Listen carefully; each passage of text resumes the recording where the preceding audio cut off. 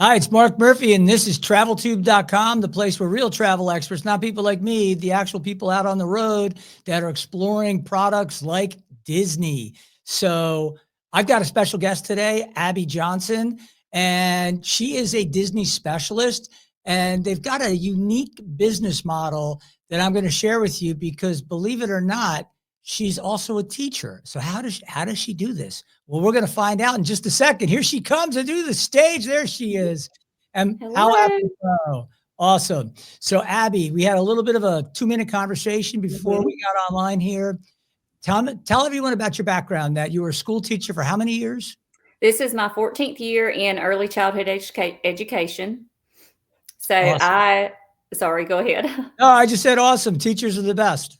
Yes. So I decided instead of going to graduate school again, that I would become a Disney travel agent on the side to do something fun. And it is actually a big stress relief for me whenever I come home, just to switch gears and start doing something fun and just being in the magic, always helping families, plan their dream vacations. So that's your focus. It's is it just Disney, or do you find yourself selling other products? I can sell other products with the company that we work for. We are required to do Disney and Universal. Although I have dabbled a little bit in sandals. I have visited a sandals resort. That is definitely not my wheelhouse. Gotcha. But I am a firm believer in I want to sell what I know, and I do not feel comfortable booking somebody somewhere that I have not been before. So I All right. primarily stick with Disney. If I did it full time, I would probably open up a little bit more. Okay. But I do Disney, and I have been to Disney World the most. I've been on a Disney cruise. I've been to Disneyland. So those are kind of the ones that I stick with the most. Gotcha. Now you're based in Southern Georgia, so that's a drive destination to get to Orlando. That's No right, airline 5 has. hours. Yes, that's great. That's great. So you got into this as a side gig. It continues as a side gig, but one of the questions people would have is, well, I book a trip with you, and what if something goes wrong and you're in with a bunch of little, rugrats running around? Mhm. How can you help me? How do you handle that? Yeah. So I primarily book I'm a planner. I'm a type A teacher, so I try to make sure everything is covered. I give a typed out itinerary. I give them how to get from one part to the next. Like I try to think ahead of questions that they may have. Although I do keep my Apple Watch handy, and as texts come through, I try to attend to those. I make sure their dining reservations are intact. I also have a team of two other teachers that work with me hand in hand on our little Facebook group for travel. So between all three of us, somebody can always attend to Got it. the questions that they may have in the parks. So that's interesting. So you are part time. You're earning a good living, as a teacher, I would hope, and then you Mhm. get your benefits, and then you got this side gig, which is just extra money coming in for you, right? Mhm. And it sounds like you really love it because you told me you had 3 kids. What, 16, 13, and 6? Did I get That's that right? right. That's All right. right. So you've been doing a lot of Disney. When was your first Disney trip? Was it as an adult with no kids or with kids? My first Disney trip, I believe I was 5 or 6 years old. I was down there for a dance competition with my mom and my brother, and I vividly remember being scared of the Beast whenever I had a character interaction with him. I was very scared, and then I did not go back until I was in middle school. My Galaxy program actually took a field trip for spring break to Disney World, and I vividly remember going to Rainforest Cafe for the first time, riding Rock and Roller Coaster for the first time, all with my friends, and it was just so much fun. And then I did not go as a teenager and through college, but whenever my little girl was born, we took her when she was 13 months old, and we've been every year more than once a year since then. She likes to count up how many times she's been, and it's on up there. She's getting close to about 20 times, and she's All right. 16. So So you've been there probably at least 20 times now. yes, yes. So when you go there, what's important to you as an agent? Like, you're going to enjoy yourself, but at the same time, what do you have your eye out for? I have two bucket lists. One is I want to stay at every Disney resort. Okay. So I can give honest feedback because, whenever you're booking people, there's a wide range of what they want in their hotel. And I also try to do new things. I try to eat somewhere new. I try to make sure I find all the little things that Disney has to offer other than just the attractions and the rides.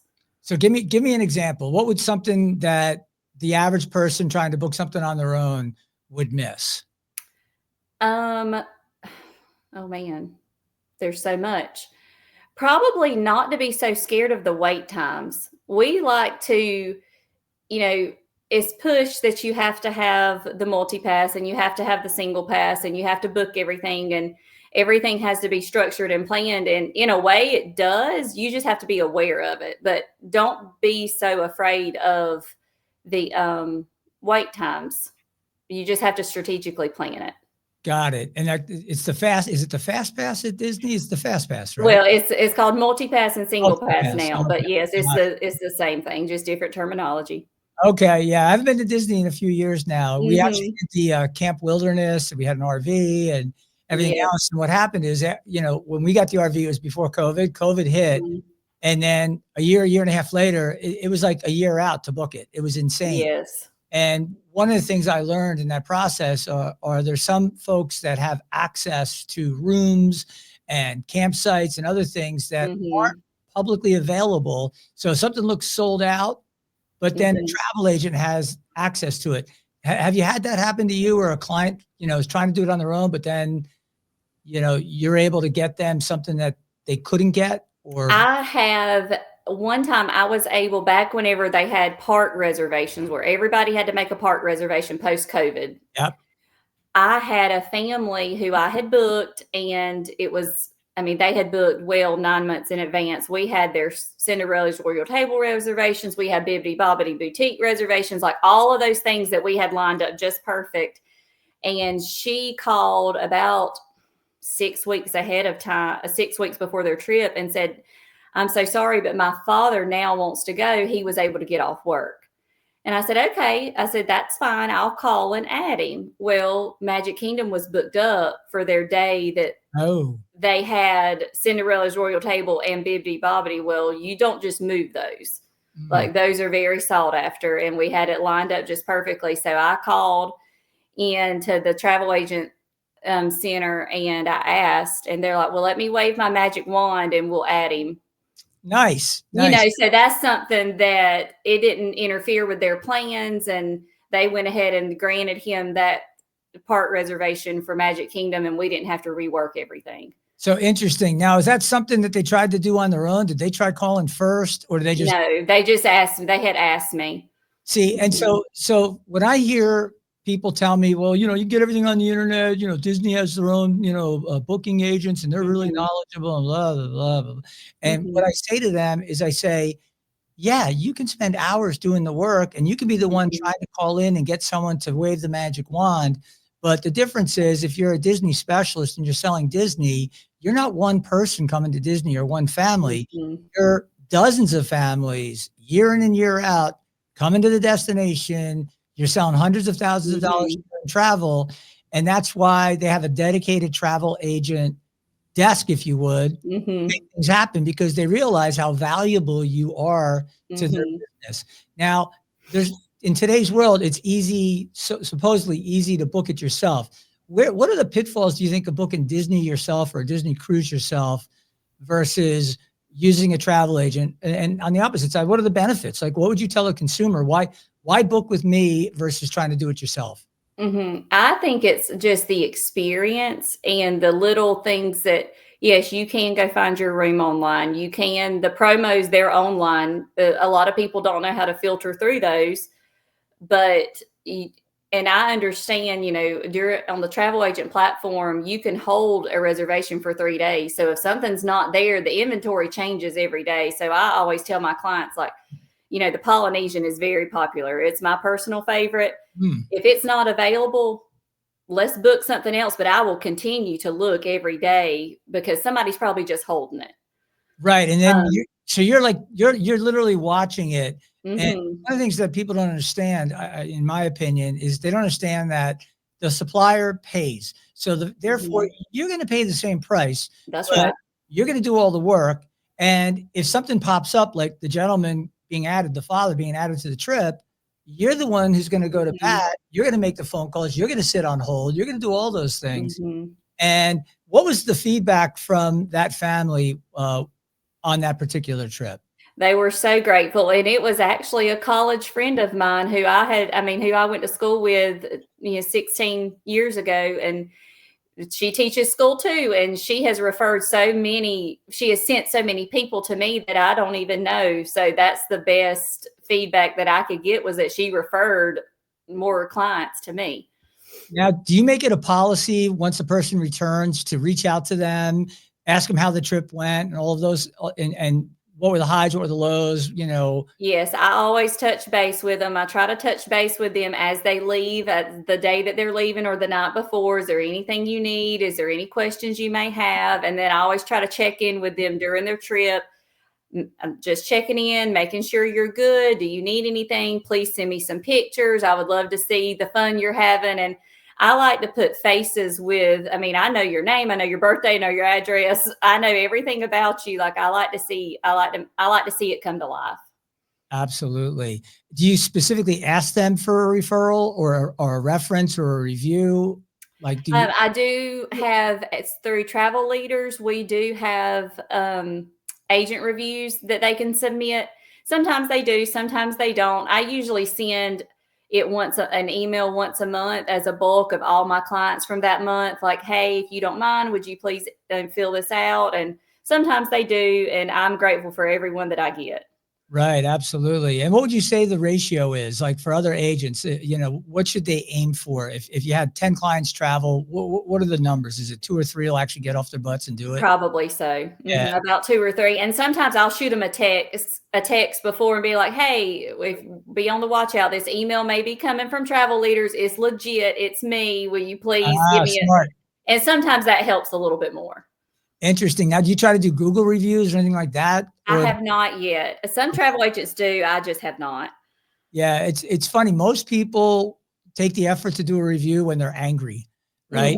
And so when you have happy clients, they're happy. They go away. They're happy. Everything was great. And it's kind of frustrating, because if you go and look online, like go to TripAdvisor, if you're trying to pick a resort on TripAdvisor, first of all, good luck believing half of what you read, because that's right. Anybody who's traveled has gone to a place that has great reviews, and you get there and you're like, this ain't, at least I know from my travels, the BS stuff. I don't think the average consumer does. Now, your average customer, the family, how many trips a year are they typically taking? Are they doing the one big trip, or are they doing several trips a year and experiencing different types of activities and destinations? It's really, I have a wide variety. Some of them are, let's do once in a lifetime trips. Some are, we're going to do little trips. I have, my busiest season is definitely October. The Halloween party really brings in the crowds. And this past year was probably the most stressful. I had 17 trips booked for October, and then the hurricane came. Wow.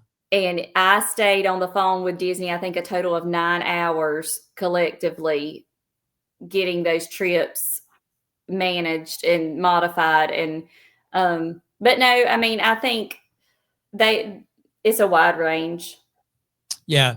And so when you're on the phone with Disney, obviously consumers, they'd be spending hours themselves, right? Trying to That's right. Right. Because, when you have hurricanes, luckily hurricanes only in the last few years have really impacted Disney. I think 3 years ago that Disney closed for the first time in its history. That's and I forget which one it was. But yeah, and then that's a headache. It's like when you're stuck in Europe and the volcano erupted in Iceland, and people didn't realize that if you were in London, Paris, anywhere. I knew somebody was in Paris, and they called me up and they said, I can't get out. I got to get back to the States. So I said, okay, let me connect you with somebody. They booked the person a rental car. They sent them directions where to go. They booked a flight out of Spain, because they could fly out of Spain, but they couldn't fly out of anywhere else. And they did it very quickly. And what ended up happening was that person got back. Some people were there for 2 weeks. And the thing they don't realize is those hotels, they fill up. So you're stuck in London or Paris and you're trying to get a hotel, you can't even get a hotel. You can't even get a rental car because a lot of people weren't thinking, well, I'll just wait. It'll clear up. It didn't clear up for a solid period. And again, I try to share those stories when people ask me or I'm on TV doing interviews that your best call ahead of doing anything is to call a travel agent. And what I don't understand is why the industry doesn't do a better job of communicating that. One of the knocks on Disney is that, they're very happy to take all those bookings direct, correct? Like, so do you make it a point in the planning process to emphasize why they're making such a great decision to book with you as opposed to Disney Direct? Because a lot of people have the mindset that if I book it direct, I'm going to get a better deal. Right? I'm going to get a better deal. Go right to the source, yada, yada, yada. How do you handle those objections and those concerns or those ideas, if you would? I am not a salesperson by no means. So whenever I'm talking with people, I just try to make them feel comfortable. And I really try to tell them, like, I'm going to take care of your trip the way I would do my own family. And I'm not going to, try to gimmick you into spending more money than you need to. And I have, shared with families that you can spend a lot of money or I can get you as as budget friendly as I can. And you're going to have a magical time regardless. We went on a budget. We have went all out. I don't think I answered your question. I think I went off on a tangent, but yeah. Well, I got ADHD, so I'd be the kid in the classroom that would be getting sent to the principal regularly. That was me. I couldn't sit still, couldn't focus or anything else. But it's really interesting to me because when I think about travel and the misperceptions, people like you reaffirm for me my commitment to supporting the distribution channel. I believe that if you want the best experience, if you find somebody that's good, and I can already tell just from how you're approaching things, that sweet Southern accent, you're like, I'm going to take care of you. Yeah, I am. That's a bad imitation. My apologies. But, I'm a Chicago native, so I'm kind of like a combination of the Chicago area and the Northeast. Nobody really knows. Although some say I'm a Philly guy now because I got a Philly accent. But I'm here in Florida, in beautiful Fort Lauderdale. Oh, beautiful. Yeah, we love it down here. It's fantastic. We're actually getting on the road and heading out to Boulder, Colorado.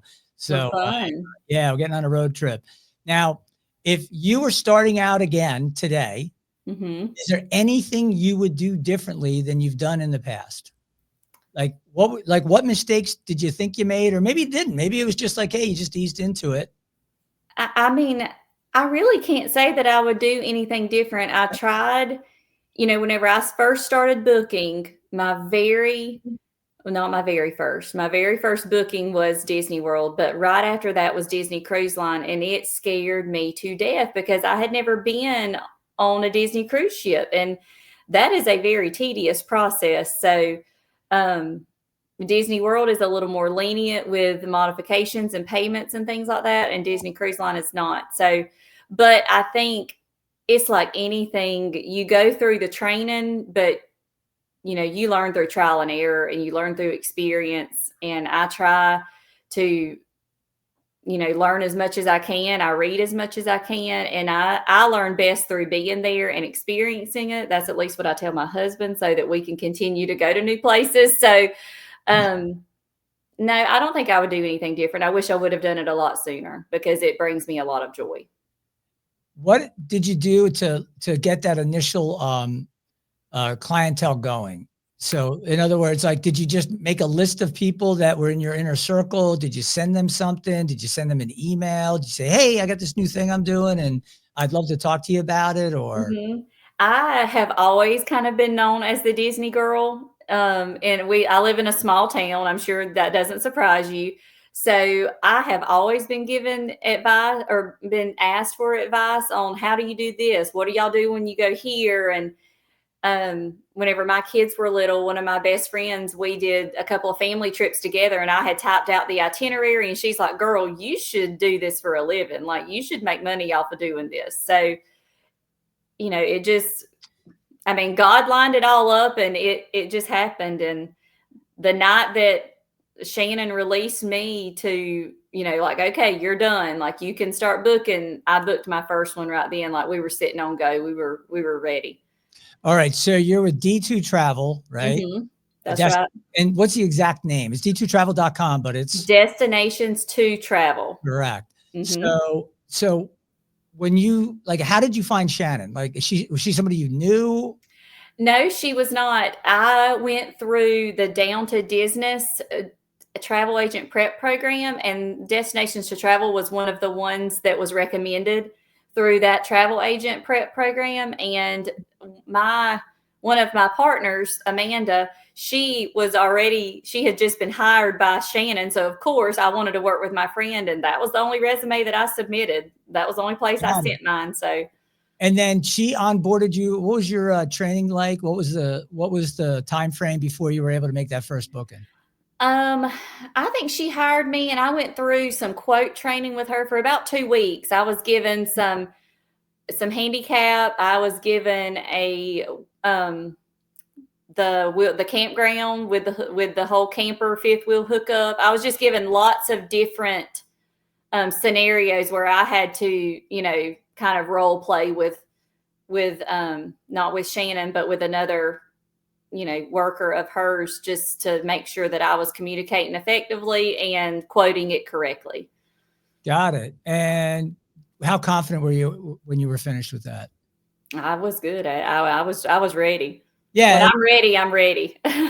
What you're saying is what a lot of entrepreneurs discover, right? Because they have a passion for something, they explore that passion on their own, and then over time they realize, you know what, I could do this. Like, why am I booking my trip with Mary over here? I know more than Mary does at that point, right? Or why do I call a faceless person at the Disney 800 number when I can talk to somebody locally? And would you say the greatest percentage of your customers are local to the Southern Georgia area? Most definitely.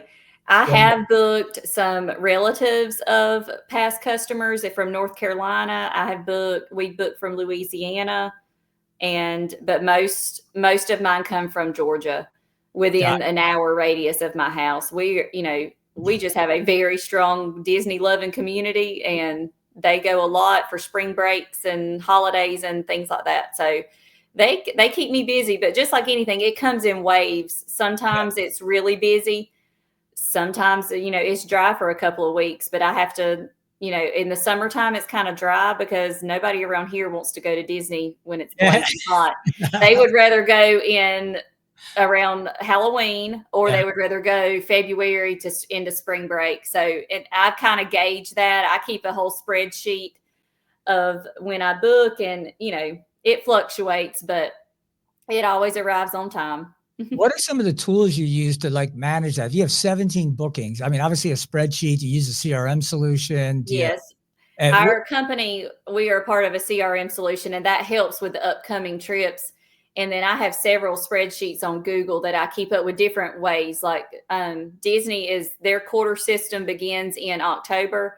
So I have bookings sorted in chronological order of when I book them. And then I have them even filtered farther down into Disney's quarter system. And I calculate my commission and my sales and all of that on different reports, and my expenses for taxes and everything like that. My accountant, he has kind of coached me on how to categorize all of those things to make it easier. So I have gotten better on the backside of things as the years have gone on. Got it. And what CRM do you guys use at your agency? Do you know what the brand? Oh my goodness. I'll if you don't know off the top of your head, that's okay. I was just if you wouldn't have asked me, I would have known. But yeah, that's cool. That's cool. I just have it bookmarked on my laptop, so I just click the little symbol and go. So you got a big Disney community. That would also indicate to me that you've got people in your area that have experienced Disney before.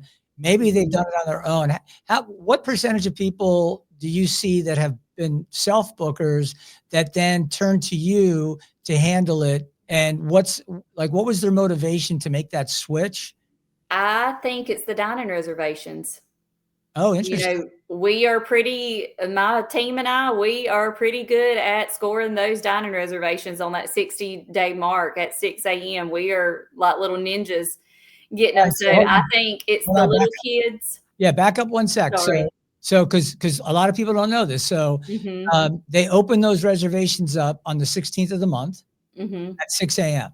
Oh, it's 60 days from your check-in day. 60 days from your check-in. That's Mhm. 16. So 60 days out, you're on it, right? On at 5:45, I'm up, ready. And you're just clicking, clicking, clicking, just like Mhm.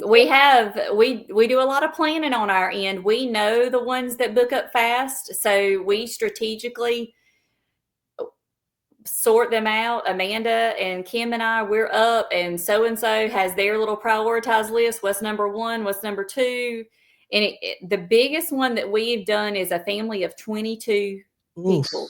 Ooh. Well, Disney doesn't have a table that seats 22. Yeah. So across 3 different My Disney Experience accounts, we had it all sorted out, and we got every single one that they wanted for all 22 people.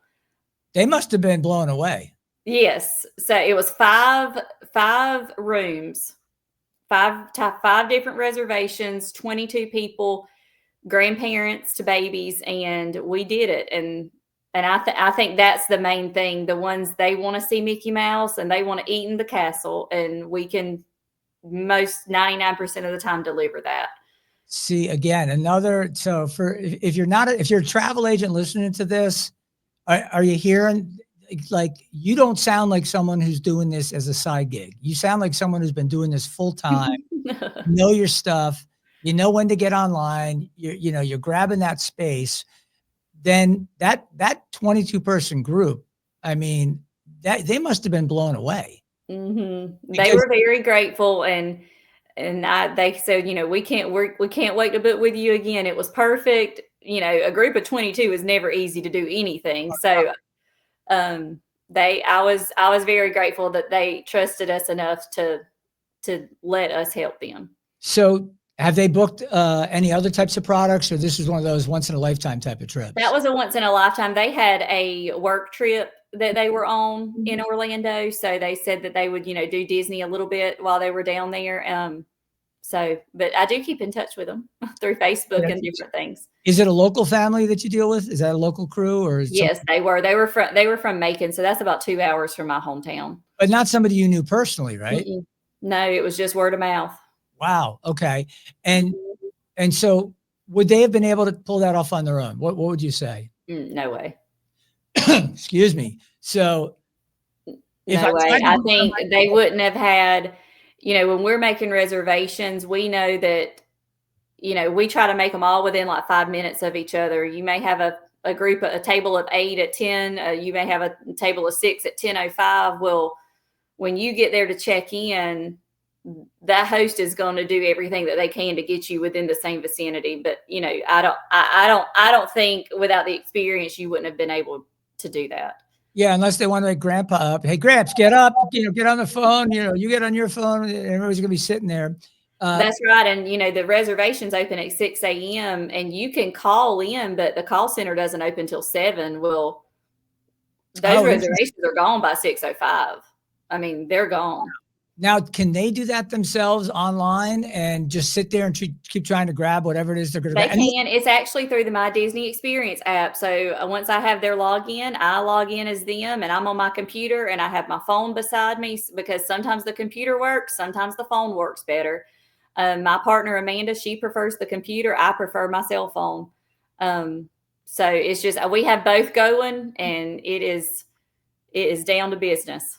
That's a hot 15 minutes. Yeah, but luckily you get it all done now. So at 60 days, you're booking that first day that they're there, but then you have to do it the next day, the next day, the next day. Correct? If they're on property, it opens up to 10 days. Oh, okay. Their reservation. So they're technically, it can be 70 days before, and that's a perk of staying on property. If you're off property, then yes, you have to do it every single day. Wow. So on day 60, because you're 60 days out, you're doing your first night. Then at day 59, you're doing the next day out, right? That's right. Yeah. But if you're booked 10 nights at the resort, If you have a reservation at the resort, it will open up 10 days in advance. It will open up from your check-in and then 10 days out. Oh, that's a huge, It's huge. a huge perk of staying on site. I personally, and that's why I try to not give the client sticker shock, because you can go these vacations can get very expensive. Oh yeah. But if you are wanting to go and you are on a budget, I will help you to stay on property, because there's so many perks to it. You're in the Disney bubble, and that's most of the magic right there, is that you don't have to move your car. Totally. Yeah. You take the tram, you take a shuttle. There's so many ways to get there. That's right. That again is another huge, huge selling point that they're not going to be thinking of, because they're thinking like the Clarion Hotel or whatever the heck down the street. There's a lot of convention hotels. There's so many hotels that are off property that are a lot cheaper, right? And a lot of them like to do verbos. You can get they're like, I can get a whole house for the same price as a hotel room. Well, you can, but that house might say that it's 4 miles from Disney, but that's from the sign. Like, you've got 44 square miles of property that you're still driving in, and traffic and parking. And, the last thing I want to do at 10 o'clock at night is strap my sleeping child into their car seat and drive for 30 minutes. Yeah, that's got to be awful. Let me just get on my bus and hold them and drop me off at my hotel room. So what kind of premium are they going to pay? So in other words, if it's a family of 4 going and they stay off property, let's say it's a nice property, like a 4-star type of property, Hilton, Marriott, whatever, and then versus staying on property, what's that premium look like? And then as you add all the other value of staying on property, you even out, and then staying on property becomes even a better value, even though you're paying more money. So kind of walk me through that. If you were selling me, walk me through that. Disney offers room promos constantly. There's a room promo in the fall. There's a room promo in the spring. There's an early room promo. Like, we can look and find you a room that's under $200 a night. On property. On property, yes. Which gives you all that early reservation access and all those things. Because I think that's got to be a game changer. That's probably why you can grab some of these. You just have to, now, are you going to get $200 a night at Christmas time? No, right. You're not. Yep. I mean, they know people are going to come at Christmas. They're going to, they're a business, they're making money. But the summertime is really the least expensive time to go. It's when you get your ticket promos. It's when you get those room promos, and you can just, there's ways to do it and be conscious of your price. I always find it interesting because there's, this thing, it's called shoulder season, which is typically September, October, November, just before you get to Thanksgiving. Sometimes in the Northeast, they do this teacher, I don't even know what it's called. There's a name for it. My kids went to school in New Jersey, and it was like a 2 days off plus the weekend. So it's like a 4-day trip, but everybody's going somewhere that weekend, right? Or President's weekend, or like you said, Christmas. I find like the best times to travel are like right after New Year's, like a couple of weeks after New Year's, get a few days removed from that. I find that first couple of weeks in December, like take a cruise, for instance, a Royal Caribbean cruise at Christmas might be $2,500 a person. That same cruise is $800 a person 3 weeks earlier. And the biggest issue is if you've got little ones that are in school, like how do you deal with that? What percentage of people are comfortable doing like a long weekend and pulling their kid out of school for 2 or 3 days to take advantage of those deals? Well, whenever I compare the prices for them, usually it's not hard to make the decision. And they're like, well, you're a school teacher. I said, exactly. I am, but it was even for us last year when we went on the Disney Wish, I was looking at, okay, do we want to go spring break or do I want to go the first week of summer? Well, my oldest kids had cheer practice and football practice, but for my family of 5, there was a $4,000 difference. Wow. Yeah. And, well, that made up my mind. I was going to go on the same cruise and save $4,000 because I went 6 weeks later. It's funny you say that because the way I've now got a 26 and a 28-year-old. And we were hesitant to pull our kids out of school, et cetera, for, it's going to be disruptive, this and that. And the reality check for anybody that's got kids, and this is a teacher talking here now, I'm not a Mhm. teacher, but I would do exactly what you did. I would take them out, you know, like Mhm. like some kid thinks he's going to play in the NBA. Well, they only take 30 or 40 picks that make it in the NBA every year. So think of the tens of thousands of great athletes that will Mhm. never see a professional sport. And we're so worried as parents, like, oh, you can't miss travel baseball, can't miss football. Mhm. And at the end of the day, the coach might be a little upset, the teacher might be a little upset, but you can squeeze in what you need Mhm. to do. And if you tell that kid you're going to do a little extra work, a little extra this and that when you come back, or Mhm. pre-work, that's a great lesson, I think, for the child to say, listen, Mhm. you know, you have to make this up. Are you willing to put in the effort to do that so we can take this trip? And I think Mhm. it teaches the kid discipline. I think it teaches them that, everything isn't like locked in. The thing I hate about, being a kid sitting in a desk, I was a hyper boy, and you're like sitting there for 8 hours like this, and it's stifling. And boys want to run around, they want to play army, they want to throw. I mean, we would climb the Mhm. hills and toss dirt bombs at our friends, and then trying to manage us sitting at a wooden desk, because those are the old desk that was built in with the thing where you like, I couldn't fit in it today, but I always Mhm. like the back to school nights because you come in, the teachers are like there, like, hey, Miss Johnson, blah blah blah, right? And then okay, parents take a seat, and you're going, take a seat, what? And you squeeze into the little chair.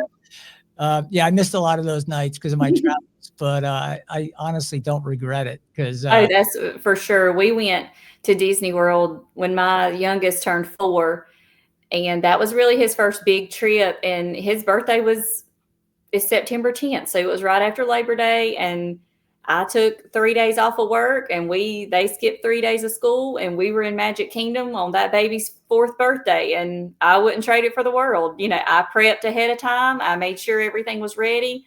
We contacted their teachers, and we hit the road. I love it. You don't get their childhood back. Yes, it is so true. Well, this has been wonderful. I love your energy. I love the fact that you approach it the way you do, and it Thank you. sounds like you're doing fantastic.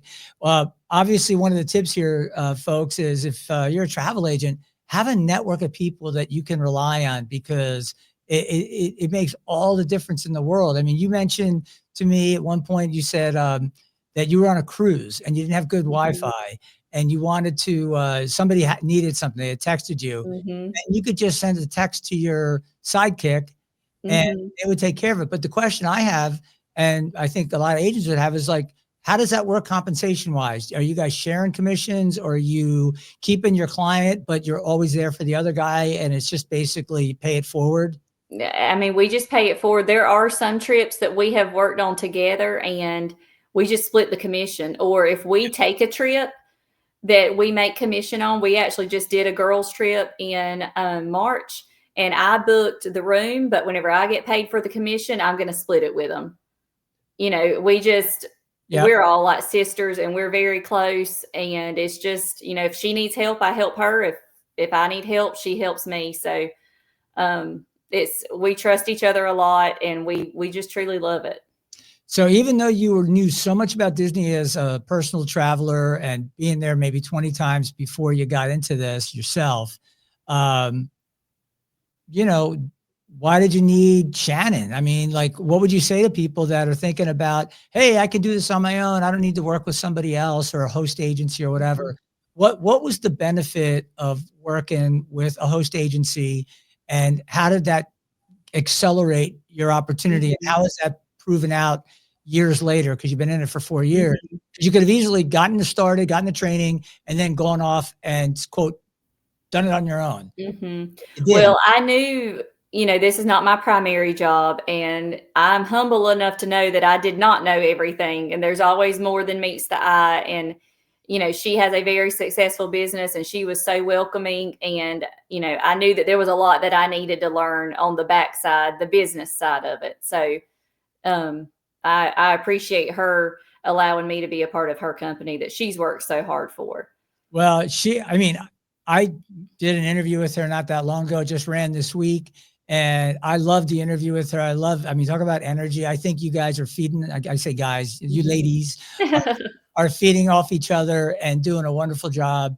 And I know that people are going to listen to this, and whether you're a potential traveler, an existing traveler, or you're a travel agent peer, this is great information. So thanks for sharing it. Thanks for jumping on early with me. Thank you so much. Yeah, great to meet you, Abby. You have too. a wonderful rest of your week and enjoy your weekend. And we'll talk soon. Thank you. Same for you. Thank you. Cheers.